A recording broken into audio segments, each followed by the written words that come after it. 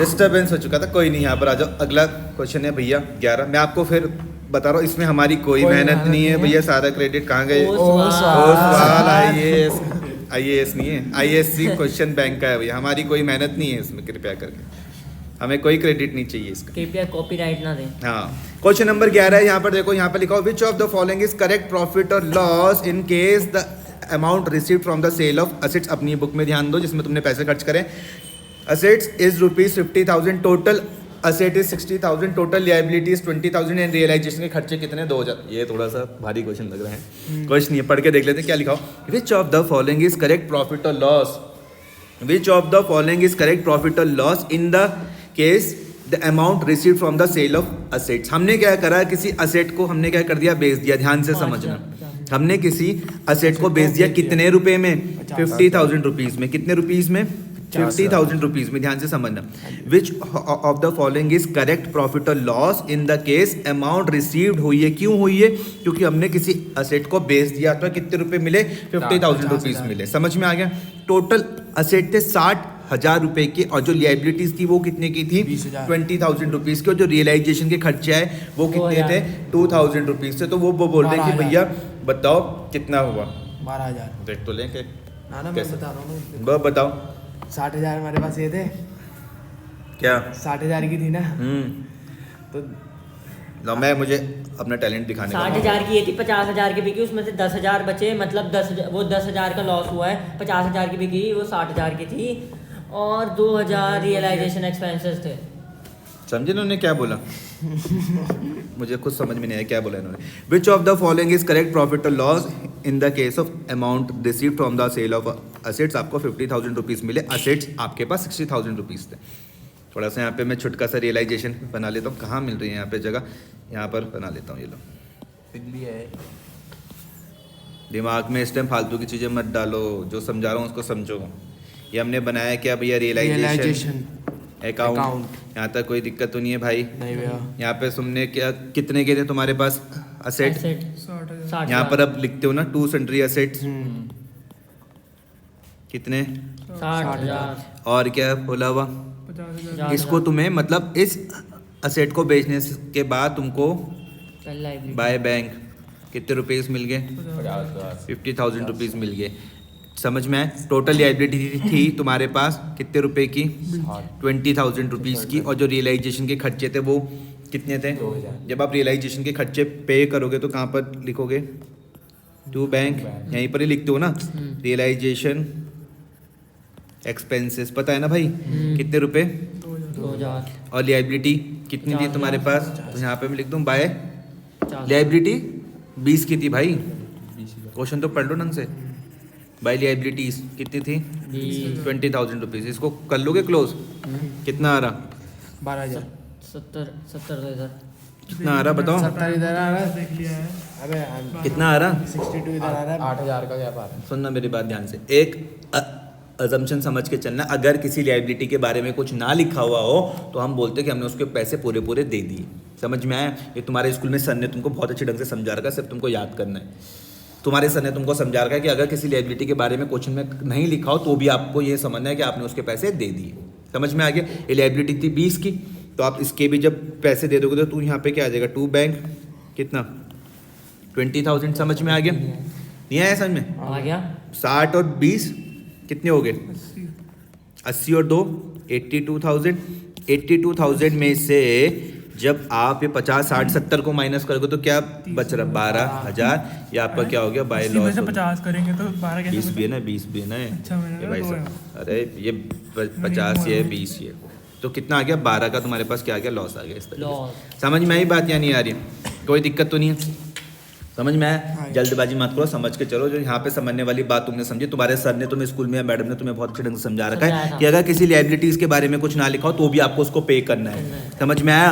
अब बच्चे क्या हमने एग्जाम में नहीं किया, लेकिन आई बात समझ में? टोटल लायबिलिटीज 20,000 रुपीज की, क्वेश्चन में ना भी कहा हो तो भी आपको उसको पे करना है। समझ में आ गया? सारी लायबिलिटी टोटल करके वहाँ पे पे बस बस बस, बिल्कुल सही जवाब। तो आपको 12,000 का लॉस यहाँ पर मिल गया। जब आप घर में करोगे तो वीडियो को यहाँ पर रोक लेना, ये चित्रण भी कर लेना, तब आपको ज़्यादा अच्छे ढंग से समझ में आ जाएगा। हम नहीं करते कुछ, कर जाएगा। जो तुम्हें करवाना है यही करवा लो। ना ना हम घर जाकर करेंगे। कर लेना अगर पास करना होगा तो, बाकी तो देखो तुम्हारी मर्जी है अपनी। आई बात समझ, ऑप्शन ए समझ में आया, कोई दिक्कत। अगला क्वेश्चन आप सभी के सामने प्रस्तुत है। क्वेश्चन नंबर 12 है, what will be the total assets except cash. पूछ रहे हैं what will be the total assets except cash of the firm for the following. Creditors दिए हुए भैया 15,000 रुपीज़ के, पार्टनर्स का लोन है भैया 10,000, पार्टनर्स की कैपिटल है 40,000 और कैश इन हैंड है 5,000। उन्होंने पहले ही हमको बोल दिया कैश इन हैंड को तो कंसिडर करना ही नहीं है, कैश इन हैंड को तो हमको कंसिडर करना ही नहीं है। जसमीत ने कहा कि ओहो भैया ये क्वेश्चन तो मैं सॉल्व कर पाऊंगा तभी जब मुझे बचपन की याद आएगी, 11वीं का बचपन है।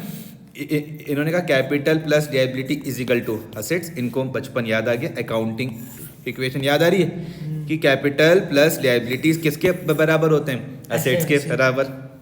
अब तुमने कहा कि भैया हम क्रेडिटर्स को जोड़ लें, मैंने कहा जोड़ लो, अपना कैलकुलेटर निकालो। 15,000 पार्टनर्स का लोन कितना है 10,000। कैलकुलेटर्स एग्जाम से एक दिन पहले खरीदोगे, उसमें हाथ भी तो सेट करना होता है।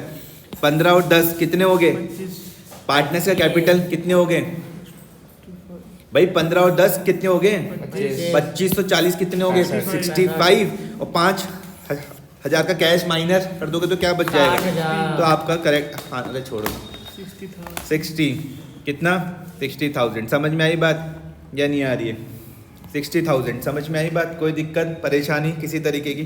एक बार फिर से समझाओ, मैंने कहा लो फिर से समझ लो, फिर से समझ लेना। बोल रहे कि but will be the total assets कितने होने चाहिए एक्सेप्ट कैश, कैश को कंसिडर करने के लिए मना कर रहे हैं of the firm for the following. Creditors दिए 15,000 रुपीज़ के, पार्टनर्स का लोन है 10,000 रुपीज़, पार्टनर्स की कैपिटल है 40,000 रुपीज़, कैश इन हैंड है 5,000। कैश के लिए तो मना ही कर दिया, तो मैंने कहा कैश को छोड़ दो। मैंने कहा अकाउंट्स के बचपन में जाओ, मतलब 11वीं का बचपन, आप तो ऐसी क्यों मतलब 9th में चल जाओ, आपको अकाउंटिंग इक्वेशन पता है। कोई नहीं, आप नहीं थे उसमें, कोई दिक्कत की बात नहीं, यहाँ पे समझो 11वीं में तो थे ही।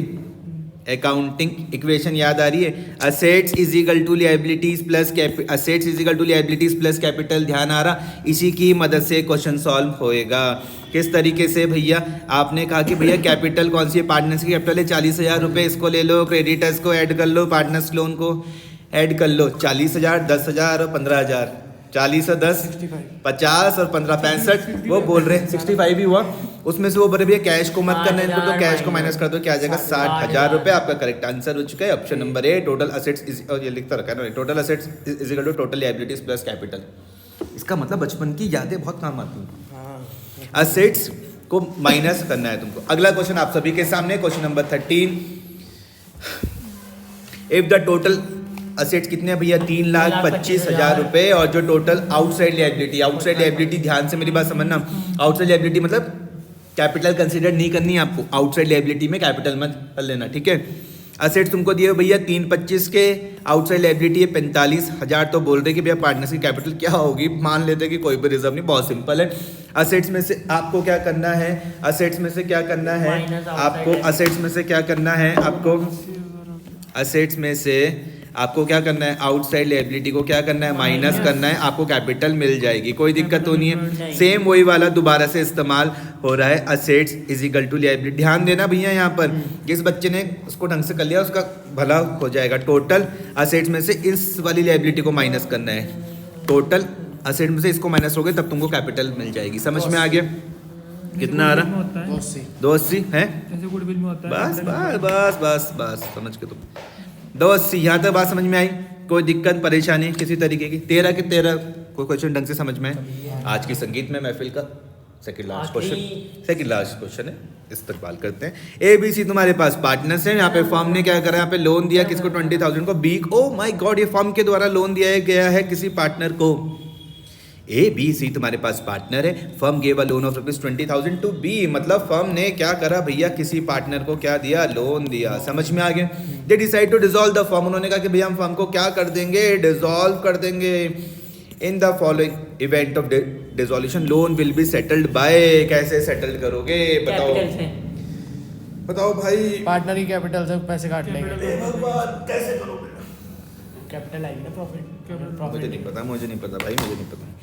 एक बार फिर से पढ़ लेते हैं ध्यान से, इतनी जल्दबाजी में मत रहो, कुछ सब चीज़ें वहीं पे यहाँ पे ध्यान दो। ए बी सी तुम्हारे पास पार्टनर है, फर्म ने क्या करा, लोन दिया ऑफ ₹20,000 टू बी। तुम्हारा दिमाग अब काम कर रहा है कि अगर फर्म ने अगर पार्टनर को लोन दिया होगा ना तो उसके लिए असेट ही तो रहेगा। इसका मतलब ये जो 20,000 है ये फर्म के लिए क्या है, असेट ही तो है। समझ में आ रहा? The firm gave a loan of ₹20,000 to B. ये पार्टनर्स के द्वारा फर्म को लोन नहीं है, ये फर्म ने लोन दिया है पार्टनर को, ये वो है, दोनों में अंतर है। अब they decide to dissolve the firm. उन्होंने कहा कि भैया हम फर्म को क्या कर देंगे, डिसॉल्व कर देंगे। In the event of dissolution loan will be settled bye, किस तरीके से आप उसको सेटल करोगे, ये क्वेश्चन है, बताओ। कैपिटल से डेबिट कर देंगे। क्यों करेंगे? कैपिटल डेबिट कर देंगे ना उसकी, क्यों? लोन काट देंगे उतना। लोन फर्म के लिए एसेट है। क्योंकि भाई साहब ने कहा कि इन्होंने कहा जो फर्म के द्वारा जो पार्टनर को लोन दिया गया ना 20,000 रुपीज़ का, ये क्या है, असेट है। समझ में आ रहा? ए प्लस हो जाएगा। और जो कैपिटल क्या होती है, लायबिलिटी, तो हम उसको क्या कर देंगे, आपस में एडजस्ट कर देंगे। ट्रांसफरिंग डेबिट साइड रियलाइजेशन ये हो जाएगा। आंसर नंबर सी हो जाएगा इसका, ठीक है। Transferring to the debit side of partners capital account. समझ में आ गया? यहाँ पर गलती मत करना, यहाँ पे नजरें सही रखना। बच्चे बहुत जल्दबाजी में रहते हैं क्योंकि 3 घंटे का ही समय रहता है, वो इसको पार्टनर्स लोन की तरह ट्रीट कर देते हैं। पार्टनर्स लोन की तरह ट्रीट मत करना। ये लोन के द्वारा फर्म को, ये फर्म के द्वारा पार्टनर को लोन दिया गया है तो असेट है। बहुत सही जवाब जसमीत, तुम छा गए हो आज की क्लास में। एक्सप्लेनेशन देख लेते हैं। Loan given to a partner will be deducted by debiting the capital account of partner. आज की संगीत में महफिल का आखिरी क्वेश्चन आप सभी के सामने है, 15th वाला। On dissolution the balance of profit and loss account appear on the asset side of the balance sheet. ध्यान से मेरी बात समझना, मैं तुमको बार बार क्लास में चिल्ला चिल्ला के बता चुका हूँ, लेकिन तुमने कभी मेरी बात को सीरियसली लिया नहीं है। ध्यान से इस चीज को समझो। बैलेंस शीट में भैया ध्यान से समझना, बैलेंस शीट में तुमको अगर प्रॉफिट एंड लॉस दिख जाए असेट साइड पर, तो प्रॉफिट होता है कि लॉस होता है? एसेट साइड पे वो लॉस होता है। एसेट साइड में तो लॉस होता है। बहुत सही जवाब, ठीक है। डांटो मत ऐसे मुझको, मैं ज़्यादा चीज़ें नहीं समझ पा रहा हूँ। इस चीज़ को यहाँ पर समझो। देखो क्या है, यह है आपके पास बैलेंस शीट। ध्यान से इस चीज़ को समझना। आपने बिल्कुल सही जवाब दिया। अगर प्रॉफिट एंड लॉस यहाँ पर दिया जाएगा तो आपने कहा कि भैया ये क्या होता है, इसका बैलेंस कौन सा होता है, डेबिट बैलेंस। ये क्या होगा, लॉस। तो भाई साहब अगर प्रॉफिट एंड लॉस यहाँ पर रहेगा तो ये क्रेडिट बैलेंस होता है, ये क्या होता है, प्रॉफिट। अब दो, बहुत सही जवाब, पार्टनरशिप फर्म में इधर चल जाएगा प्रॉफिट। बहुत सही जवाब, बहुत सही जवाब, समझ में आ गया। इसका मतलब अब आप चीज़ों को पकड़ने लगे हो बहुत जल्दी, ठीक है। प्रॉफिट एंड लॉस, यहाँ पे प्रॉफिट रहेगा, यहाँ पर क्या रहेगा, लॉस। तो बात यहाँ की हो रही है ना, ठीक है, ठीक है, ठीक है। Question number 15 on dissolution the balance of profit and loss account appears on the asset side of balance sheet is transfer to. क्या वो रियलाइजेशन में आएगा? नहीं। तो क्रेडिट में आएगा? नहीं। वो तो पार्टनरशिप कैपिटल को क्या कर देगा, कम कर देगा। तुमने कहा कि भैया अब हम समझ चुके हैं, मैंने कहा क्यों करेगा। अब देखो तुम मुझे किस तरीके से जवाब दे रहे हो। जसमीत ने दिमाग लगाया। जसमीत ने देखो सबसे पहले वो पहुंचा यहाँ पर। जसमीत किस तरीके से सोचा, जैसे वो सोचा तुम्हें सिर्फ उसको फॉलो ही करना है लाइफ में। उसने कहा कि यार ये बैलेंस शीट में असेट साइड में प्रॉफिट एंड लॉस दिया हुआ। उसने कहा बैलेंस शीट, उसने बनाई यहाँ पे बैलेंस शीट। कहा बैलेंस शीट की असेट साइड मतलब लॉस, और अगर लॉस पार्टनर्स के बीच में बटेगा तो जाहिर सी बात है ना कि उनकी कैपिटल को क्या करेगा, कम करेगा। एल माइनस मतलब डेबिट। तो सेम इस तरीके से तुम्हें भी दिमाग लगाना है और तेज बच्चा बनना है। On the debit side of partners capital account, rule का एक लग गया एल माइनस का। फिर तुमने थोड़ी गलती हुई। तुम चुप रहो। अब यहाँ पर है, समझ में आई बात? तो एक्सप्लेनेशन समझ गए। Profit and loss appearing on the asset side of a balance sheet is loss and hence it will be debited to capital account of partners। आज हमने 15 क्वेश्चन में चर्चा कर ली है। कल हम और बढ़ेंगे आगे और सारा क्रेडिट इनको जाता है, हमारा कुछ नहीं है। तो happy Lohri, tata bye bye, good night, sweet dream.